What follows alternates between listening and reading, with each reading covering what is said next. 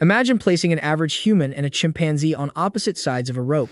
The human stretches, adjusts his grip, and prepares to demonstrate 7 million years of progress. The chimpanzee grabs the rope, gives one irritated pull, and turns the human into luggage. This seems like an evolutionary mistake. Evolution gave the chimpanzee dense muscles, explosive arms, powerful shoulders, and a body that can climb, pull, and fight with terrifying force. Then it produced us, an ape with a delicate back, unreliable knees, a shoulder that can dislocate while reaching for a shelf, and a baby that cannot even hold up its own head. If evolution rewards the fittest, why did the human lineage become physically weaker? Why did our ancestors not keep the strength of an ape and add a larger brain on top? The answer is that human weakness was not an accident. It was part of one of the most successful trades in evolutionary history. And by the end, an ape with less explosive muscle power would eventually command forces no animal body could produce. If you enjoy stories in which the human body looks badly designed until the final piece clicks into place, subscribe, because this story begins with an important correction. Humans did not evolve from modern chimpanzees. Chimpanzees are not primitive humans who refuse to finish the tutorial. Around 6 to 7 million years ago, the lineage leading to humans and the lineage leading to chimpanzees separated from a shared ancestor. Both branches continued evolving. One eventually produced modern chimpanzees and bonobos. The other produced many different hominins, almost all of which later disappeared, leaving Homo sapiens as the final survivor. So the real question is not why a chimpanzee transformed into a weaker human. It is why the human branch moved away from the kind of muscular performance still seen in our closest living relatives. First, we need to remove another myth. You may have heard that a chimpanzee is 5, 8, or even 10 times stronger than a human. That makes a wonderful internet fact, but the evidence does not support it. When scientists compared muscle of similar size, chimpanzee muscle produced roughly 35% more maximum dynamic force and power than human muscle.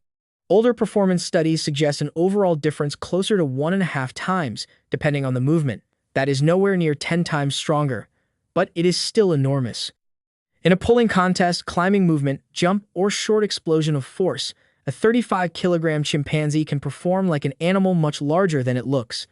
More importantly, its entire body is arranged around those movements. Long arms provide leverage. Powerful upper limbs pull the body through branches. Hands and feet grip supports.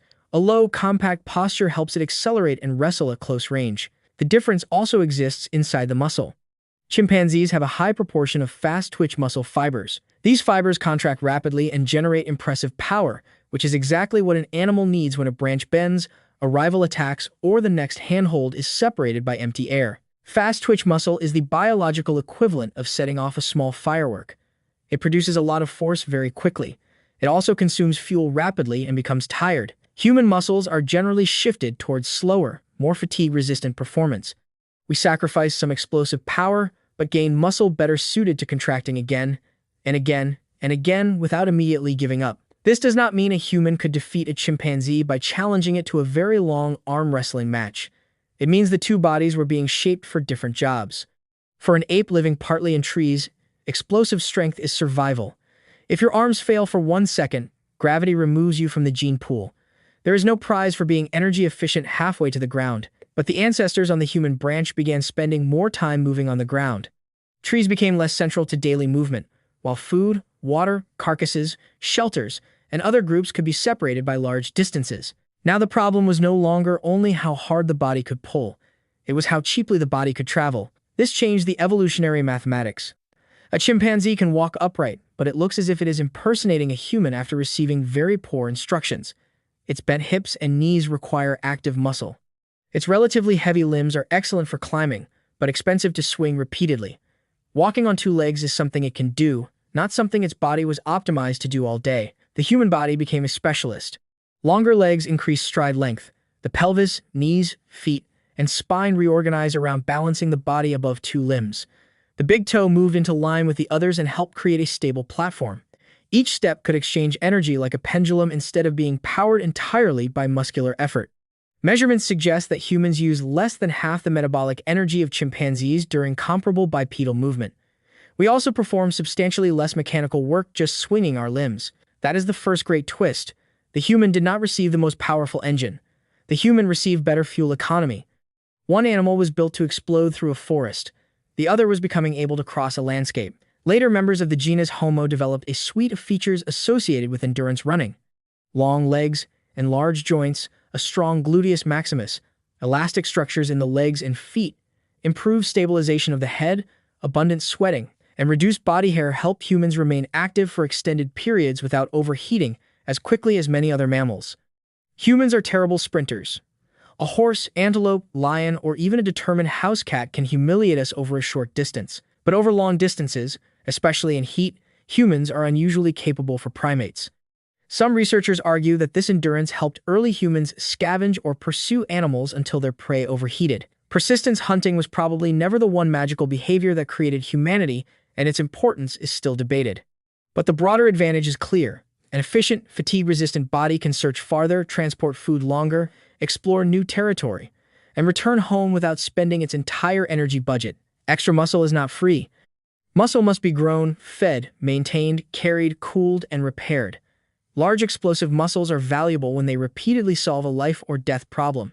When tools, long-distance travel, and cooperation begin solving those problems instead, carrying maximum muscle everywhere becomes an expensive subscription you no longer use.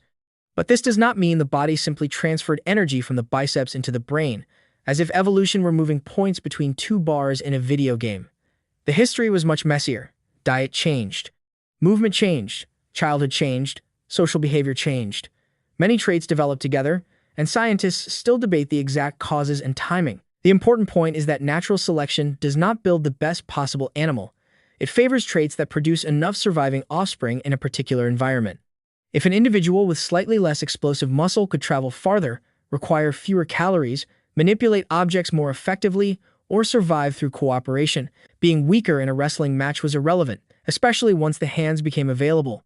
When the arms were no longer required for routine locomotion, they could carry food, infants, stones, wood, and weapons. Human hands did not become impressive by crushing harder. They became impressive by controlling force. A chimpanzee can use tools. It can strip leaves from a branch, fish for termites, crack nuts, and even sharpen sticks. But the human lineage pushed manipulation, teaching, planning, and tool production into a completely different system. The hand could hold a cutting flake without slicing its owner. It could rotate a stone while striking it at a precise angle. It could wrap fibers, shape wood, prepare hides, and pass a learned technique to another person. Then the apparently weak human shoulder revealed its own hidden weapon. Chimpanzees can throw objects, but humans are extraordinarily good at throwing fast and accurately. Changes in the waist, upper arm, and shoulder allow elastic energy to build as the torso rotates and the arm moves backward. That stored energy is released like a spring, whipping a projectile forward. The arm that could not overpower a predator at close range could now injure it from a distance. This may be the most important transformation in the entire story. Human evolution did not merely reduce strength. It separated force from the body. A stone hand axe preserved the impact of its maker. A spear extended the reach of the arm. A throwing weapon delivered force without requiring the hunter to place soft human skin beside teeth and claws. Fire performed digestion outside the body, softened food, provided warmth, and kept dangerous animals beyond the light. Each invention allowed a physically unimpressive ape to borrow power from wood, stone, gravity, leverage, flame, and eventually other humans. Because one weak human was rarely operating alone, chimpanzees are highly social and capable of sophisticated cooperation. Human cooperation, however, expanded across larger networks, longer plans, specialized roles, shared symbols, and accumulated knowledge. A hunter did not have to invent the spear from nothing. A child could inherit a tool-making tradition, developed by people who had died before that child was born. This created a form of strength no individual body could contain. Imagine two groups entering the same dangerous landscape. The first group contains individuals with more powerful muscles, but each must depend largely on what its own body can do. The second group is weaker, yet one person tracks, another remembers the location of water, another shapes stone points, another controls fire, and several hunters coordinate an ambush. Their strength does not exist in one arm. It exists in the relationships between brains. Humans became biologically dependent on that network.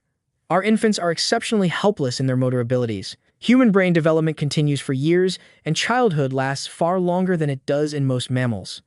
A young chimpanzee gains climbing competence and physical independence much faster. A human child spends years falling over, touching dangerous objects, and asking questions that no adult wants to answer. That seems like another weakness. But a long childhood creates time for a highly plastic brain to absorb language, social rules, survival knowledge, and technology. The helpless child demands care from parents and often from a wider group. Dependence made cooperation even more valuable, while cooperation made prolonged learning possible. The weakness and the advantage reinforce each other. This also explains why comparing a human and chimpanzee in a cage tells us very little about which lineage became more successful. The cage removes everything humans evolved to use.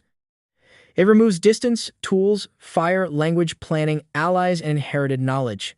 It reduces the contest to the exact category in which the chimpanzee is specialized. It is like judging a shark and a human by forcing both to climb a tree, except this time we are the shark and the result is extremely embarrassing. Humans did not stop being muscular. Our legs generate substantial force. Our large buttock muscles stabilize the body during running. Our calves and feet handle repeated impacts. Trained humans can become remarkably strong, and ancient hunter-gatherers were almost certainly more physically capable in daily life than the average modern office worker. Some of the fragility we associate with humans today is not an ancient evolutionary trait at all. It comes from chairs, cars, soft food, low activity, and spending 8 hours shaped like a question mark in front of a screen. But even a highly trained human retains the basic human pattern: less emphasis on ape-like explosive pulling power, more emphasis on efficient terrestrial movement, endurance, precision, throwing, learning, and social coordination. So why did evolution make humans weaker instead of stronger? Because evolution does not move towards strength. It moves toward whatever works. In the forest canopy, the body itself had to be the machine. On the ground, the human lineage learned to build machines outside the body. Once tools and food processing reduced the work performed by teeth, smaller teeth became less costly. Once a spear could strike farther than an arm, the arm did not need to become a club. Once a group could overpower what no individual could face, survival no longer depended on producing the strongest individual. The chimpanzee kept more of the explosive machinery needed to move through branches and dominate at close range. Humans developed a slower, cheaper body that could travel, sweat, throw, manipulate, teach, and cooperate. We traded immediate power for power that could accumulate. A muscle dies with its owner. A tool can be copied. An idea can be improved. A hunting technique can pass through hundreds of generations. Eventually, this process produced buzz, ships, engines, cities, vaccines, satellites, and machines capable of moving mountains. None of that makes humans the final goal of evolution. Chimpanzees are not failed humans, and humans are not upgraded chimpanzees. They are different solutions produced by different histories. But our solution contained a strange paradox. The human body became less capable of winning a contest with another ape. At the same time, humans became capable of transforming entire ecosystems, crossing every major climate zone, and directing forces no muscle could ever generate. Evolution did not turn us into the strongest ape. It turned us into the ape that no longer needed to be strong.